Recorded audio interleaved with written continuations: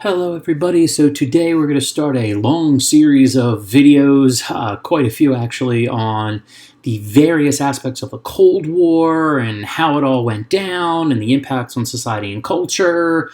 So this is a pretty big unit here. So the first thing that we're really going to get into is kind of what set up the Cold War after World War II. And we're going to see really what goes on in those early years. And a lot of it actually started during the war. And something that I often kind of say is that really the Allies did not necessarily work together as much in the war as in two different zones. The Soviets were kind of left to themselves, and then the US, Britain, and France were kind of doing their thing in a different geographical area. And that caused a variety of different issues, but during the war, the sides tried to periodically come together to start to hammer some things out for both the war and talking a little bit after the war. And so one of the big ones where all the leaders were present was the Tehran Conference, okay? And the Tehran Conference was in November of 1943, and that was comprised of what we call the Big Three. If you look on the picture there, Stalin, FDR in the middle, and then Churchill on the right. And basically what it talked about was kind of how they want to finish up this war. So like the USSR was going to work on freeing Eastern Europe, and the United States and the UK were going to focus on the West. They were going to set up the D-Day invasion. And they also kind of make an unofficial kind of decree that they would be okay with Russia holding on to some of the territory that they had taken in Poland way back in 1939, because they figured they'd probably end up giving some of Germany to Poland, so it would kind of balance out. And we start to see some of the processes there, and everything seems to be okay. The next conference, however, doesn't go as well. Once again, we have the Big Three. We see the picture of them at the top and then at the conference table on the bottom. And this one doesn't go as well because a lot of it has to do with, so what are they going to do when Germany surrenders? This is after the Battle of the Bulge. They feel like they're in a good spot and that they're kind of just like a matter of time, that we can finish in just a few months, which is exactly what ended up happening. And the massive disagreements came over some of the goals of the different leaders here. So FDR wanted to actually have free democratic elections in Eastern Europe, and the Soviets to help them out in Japan. Stalin, on the other hand, wants greater influence over Eastern Europe. He actually feels that he wants Eastern Europe kind of as a buffer between them and Germany. And he wants a lot more in return for help in Japan. He wants control of some of their islands. He wants ports in China. He actually wants part of the Manchurian railroads. Like, he's very, very demanding here. And really, there's just a stalemate, and not a lot is agreed upon.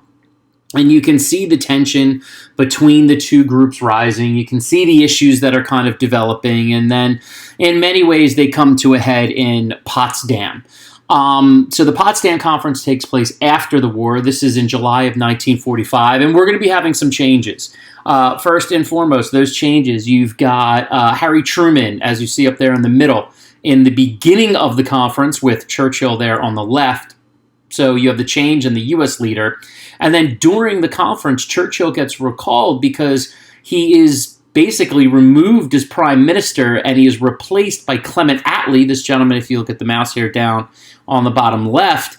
And so now you have a different dynamic and who's going to deal with Stalin, and I think kind of the wheeling and dealing that might have gone on beforehand wasn't going to happen this time. Truman insists on free elections in Eastern Europe, and he says, we can't have any agreement unless you do that. The Soviets are like, yeah, we kind of occupy Eastern Europe already, so no. And basically, despite all the smiles in the pictures, nothing comes out of this war or this conference. Stalin is getting ready to set up Eastern Europe as a series of puppet states. The U.S. is getting ready to fight them no matter what. And I've kind of always said this as well, and I probably heard it somewhere, so I'm not going to take credit for it, although, maybe a little bit of credit for it. At the end of World War II, no one put their guns down. They just pointed them at somebody new. And that's what we're really looking at here. Now, The other big issue in Europe is, well, how do they recover? I mean, Europe is destroyed. Okay, you're looking at massive population loss. Like, for instance, countries like Germany, Russia, and Poland lost anywhere between 10 to 20% of their entire populations. Cities and infrastructure are just leveled. There's like no bridges left. The roads are destroyed, let alone housing. For Europe themselves, this is going to definitely impact their ability to control their international possessions. And colonies are going to be looking to get independence as well.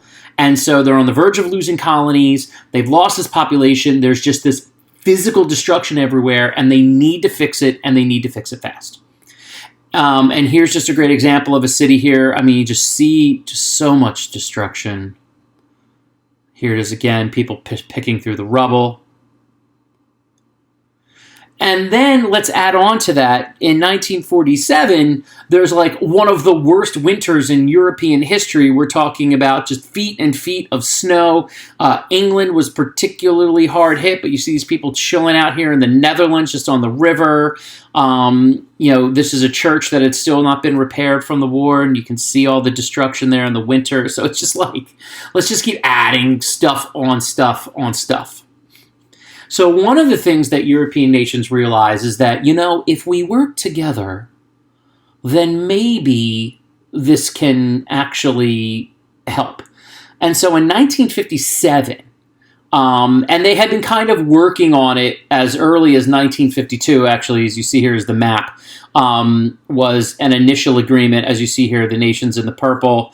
And then in 1957, it kind of gets a little bit more formalized into something that's known as the European Economic Community. And the whole idea is that member nations are going to reduce tariffs and develop common trade practices. They're going to set prices on certain goods, particularly agricultural goods, and they're going to share actually a parliament and some courts. The whole idea here is that if we have a unified economic policy, that we can help each other recover faster. That, along with something from the United States, is going to put them in a really big position to do some special things economically.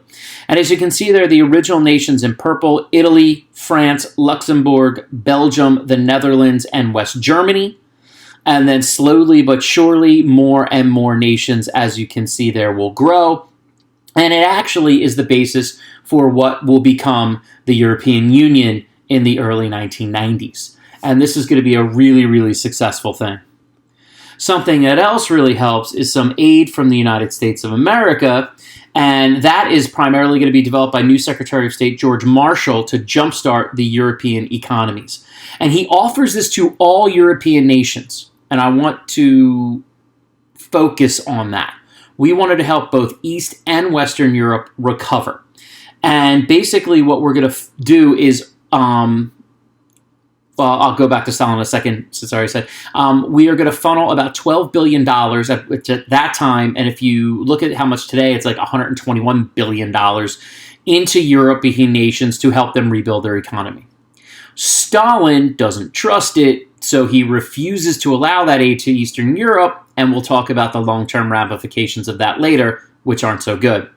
The results of the plan, however, in Western Europe are extremely beneficial. Economies are going to get jump-started, and it's really, really going to help the overall standing of Europe, get them back up on their feet, start to ignite trade again. It'll lead to the EEC, and in general, this plan was really, really effective.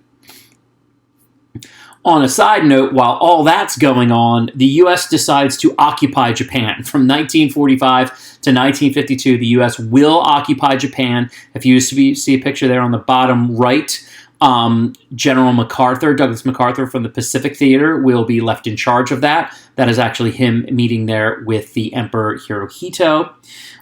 Japan will not be allowed to have a military. As a result, they will focus on economics, which we'll be getting into because that will help them quite a bit. And they also now rely on the U.S. for military aid, which we are totally fine with because it gives us a massive presence in Eastern Asia. So while all this Europe stuff's going on, the U.S. is also kind of sliding in over there in Japan and really going to have an area in which we can dominate economically in Eastern Asia. The USSR recovery is a little bit different. They're devastated as well. I mean, just the amount of tank battles in Stalingrad and all that type of stuff. So they have to recover. And they're going to do some different things to recover. First and foremost, they have like 3 to 4 million prisoners that they are going to put to work. Some can call it slave labor. Nonetheless, that's going to help them restart their industrial capacity. What they also are going to do is just focus on state-planned heavy industry, and that's going to be really, really important for them. They're not going to focus on consumer goods. We'll talk about the impact of that long term. It's really going to be about what is good for the nation. However, by their practices, general costs of things like bread and basic necessities will be reduced massively, as well as that fear of Stalin, and we already talked about that in my Rise of the Dictator section, will keep people, for the most part, in check. The other thing that they're going to do is they're going to use these satellite nations. So if I look on the map if you look on the map on the right here, so you see Estonian, Latvian, Lithuanian SSR, Belarusian SSR, and the Ukrainian SSR and Moldova. That area will all become part of the Soviet Union. So Estonia, Latvia, Lithuania, what will become known as Belarus, and the Ukraine and Moldova are gone. They're not independent countries now, and they're a part of the Soviet Union. Poland, the Czechoslovakia, Hungary, Romania, and Bulgaria will all become, and East Germany will become satellite states. Yugoslavia is going to kind of do its own thing eventually, and Albania is going to kind of be in and out. Yugoslavia will be under control of the Russians for a little while, but they'll break out later. We'll talk about that separately. And what they'll do is they'll end up actually not really building industry there and using a lot of the resources from the satellite nations to make their own countries better. And so Russia's going to have great recovery. Eastern Europe, not so much. And when we look at it, basically we get the development of the US and the USSR, and honestly, they are pretty well even matched early on, by like 1950. So if you look at the advantages that the U.S. has, they were untouched by the war, with the exception of the tragedy, of course, that happens at Pearl Harbor and a little bit of fighting in the Aleutian Islands. We don't get hit. No major economic centers, anything like that. We have a massive mobilization of our army, and we keep it that way. The draft doesn't go away. We'll need that for Korea eventually, but we're going to stay where we're at. We have massive infrastructure projects. That's going to help. We have lower casualty numbers, so our population's really high. We will develop atomic weaponry. And then while all that's going on, we're also inventing things like air pressure systems for like airplane cabins and jet planes, which will help to invent plastics and refrigeration. So we have all of this other area that we're going to grow our economy. On the Russian side, they also have atomic weapons. They also have a massive population and a huge military.